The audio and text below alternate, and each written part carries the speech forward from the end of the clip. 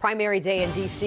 is drawing near. This election will bring some of the biggest turnover for D.C. government in years. Voters will choose a new mayor, a new delegate to Congress, and at least 2 new members of the D.C. Council. One of those races is a special election to fill the at-large council seat vacated when Cuneyt McDuffie resigned to run for mayor. News 4's Mark Segraves breaks down the race with Axios D.C.'s Cuneyt Dil. When Cuneyt McDuffie resigned from the D.C. Council so he could change his voter registration from independent to Democrat to run for mayor, Council Chairman Phil Mendelson tapped Donnie Crawford to fill that seat until a special election could be held. That special election is on the June primary ballot. There are 3 candidates running for the seat, all registered independents: Alyssa Silverman, Jock Patterson, and Donnie Crawford. I sat down with Cuneyt Dil of Axios to talk about the candidates.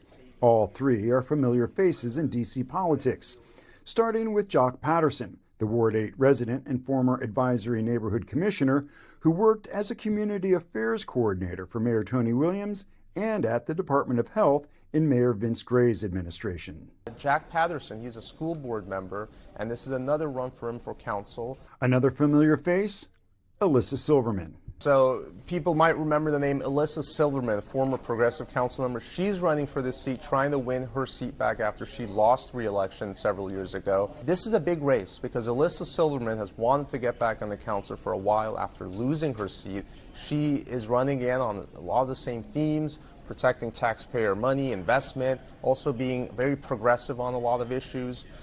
She is trying to be, I would say, make another play at leading the progressive wing of D.C. politics if she can win that seat back. Also in that race is Donnie Crawford, who used to work for the outgoing council member Cuneyt McDuffie, who vacated that seat.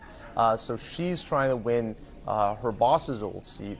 She's currently an interim council member. Some question of whether that is going to help her in terms of recognition and everything. Donnie Crawford is a budget expert. She's worked in the Wilson building for a long time.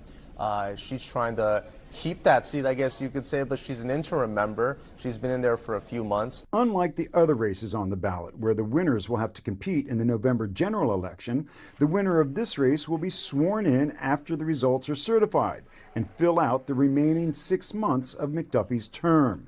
There will be another election in November for a full 4-year term for that same seat. In the district, Mark Segraves, News 4.